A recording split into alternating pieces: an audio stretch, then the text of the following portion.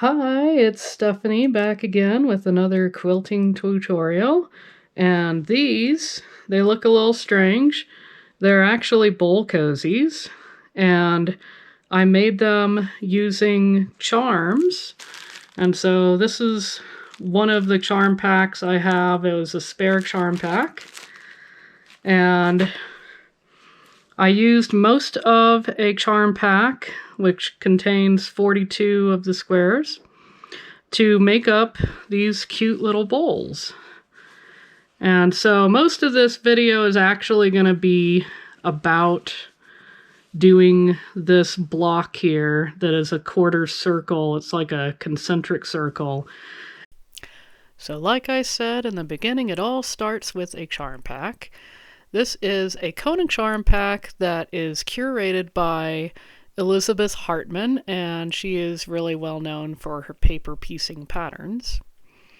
So right now I'm just picking out 4 different colors, and then I will arrange these into a 4-pack, and then I can stack them on top of each other like so. And then this way I can go ahead and I can draw my quarter circles.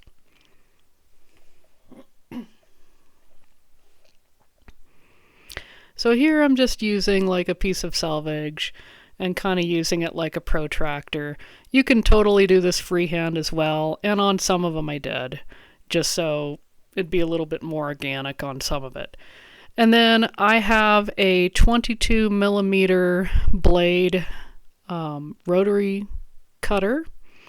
You could do this with some scissors and do it that way as well. And so that you just take the piece from behind in the middle, put it on the top, and on the smallest piece you just go 2 pieces down and put that on top. And then that way all 4 of these will have 3 different colors associated with that 4-pack. And by doing it this way, there's not going to be any quarter circle block that is exactly the same as anything else. And so here I did some others, and I'm just kind of pinning them together. So now I'm ready to sew, and as you can see, there is some stretchiness to that convex area. There's stretchiness to the concave. And whenever you line that up, you want to make sure that you're not lining it all the way at the top, because these are improv pieces. There is not a seam allowance that is built in whenever these are cut. And so also you can see here I'm using tweezers. That way, number 1, I don't have my fingers in the way. Number 2, it also is just something that makes it possible for me to grab. And then I also like to pin the little bitty quarter circle bit to it.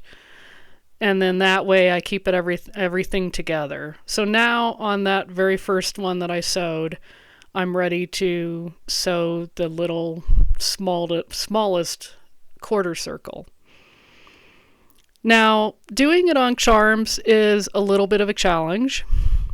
Most of the tutorials that I've seen, people are doing it on something much bigger. They might be doing it on 8 inches or 10 inches. So it's a little bit of a challenge, but if you're like me, you tend to have more charms around than larger sizes. And the nice thing about these pre-cuts is, well, they're pre-cut. So here I'm showing pressing these, and on the first one I just clipped the seams. The second one I clipped the seam. I actually cut the seam really close, and I feel like that actually works better, but it's really up to your preference.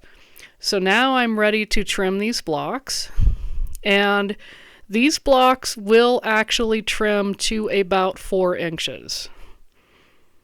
And so I'm lining it up here, and there's 4 inches.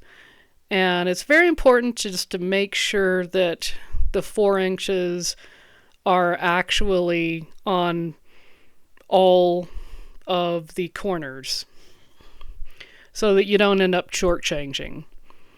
Now on some of these, like a little bit of the edge might have been just a little bit off there. And as long as it's under that 1/4 of an inch, it's okay. And so I'll show that in a little bit at the machine. But right now I'm just trimming the rest of these. And then here you can just stage it in different things. So this is an example of it being a circle.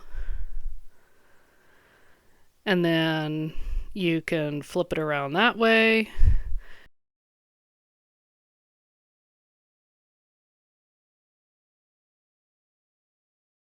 So that way, and then flipping them around like that. So it's really just a matter of kind of deciding like how you want to do it. And so here I'm just laying out all of these ones that I've already stitched up. And I ended up doing 36 of these.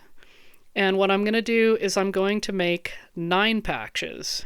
And so right now, I have all of the 9 laid out where it's 4 of each blocks. And then I just take one off of the top stack, put it down below, and then that gives me my 9 patch off of each one. And I just did that all the way through. And so now I'm just organizing it out. This is actually a drunkard's path. I felt like that was the best option for being able to make these 9 patches. So now I am ready to sew these together. And here after I sew it, I just like to pin the other piece of it on that row on this side there. And that way it just keeps it together, because I do like to chain piece whenever I go through and do virtually any quilting project. And so now I have it, and I'm at the cutting mat, and I'm able to press my seams in opposite directions so that they'll be able to nest. And then I can position those third pieces to be sewn on. And then here I am stitching these at the machine.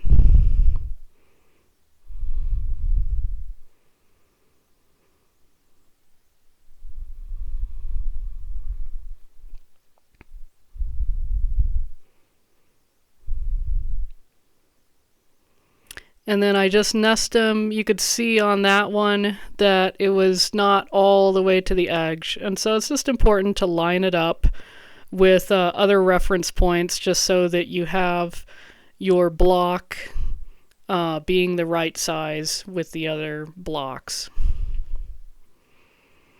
And so now I'm going to stitch up the final seam for this 9 patch.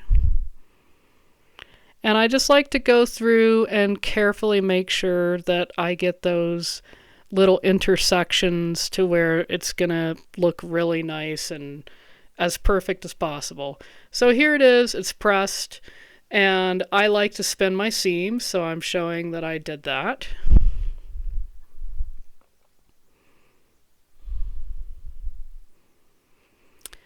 And so now that's nice and flat.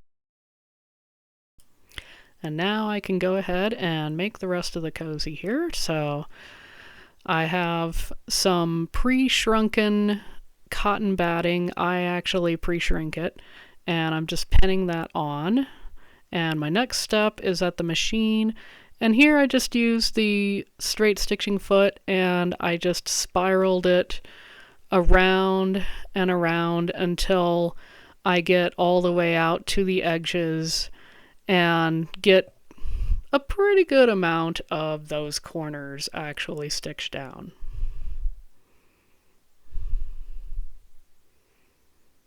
And so now I'm ready to cut the lining fabric. This is a batik that I picked out that seemed to go pretty well with the colors of the charms. And I'm cutting everything on this to 11 inches, because with 4-inch blocks, it would end up being 11 inches pre-sewn, basically. So, and I know a lot of people, they will make their bowl cozies out of 10 inches. I find that that's kind of a little on the small side, so I usually do 11 inches or 12 inches. And so this is actually flannel. And so I have flannel that's basically with the liner, and I'm just cutting out those darts, and then I pin them and I can stitch them. And so I'm just showing stitching one of the darts. And so here's my top that I did the stitching on, and I've got that set up with my template and just marking that out. And I can kind of eyeball it a little bit easier there just because I have the blocks to kind of guide me a little bit. And then just cutting out the darts, and then that way I can go ahead and fold it over and stitch all of those at the machine as well. And so there it is, one of the darts. And here they are, all nice and stitched up. I like to press those open, as you can see there. And then I just fit one inside the other. And then I like to use these little binding clips, and I put them at each of the darts. And then I also like to put them just slightly off of the corners. And then that way everything stays nice and together.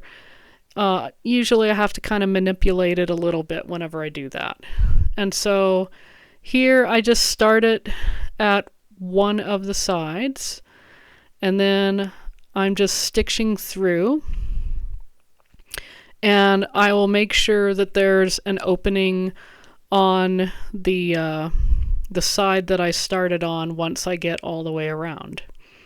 And then that way I can go ahead and turn the cozy all the way back to where it's going to be outside out. And just, go slow. That's my biggest recommendation on something like that. So now I have it turned, and I have all these binder clips just to make sure that I can go through and get all of that stitched.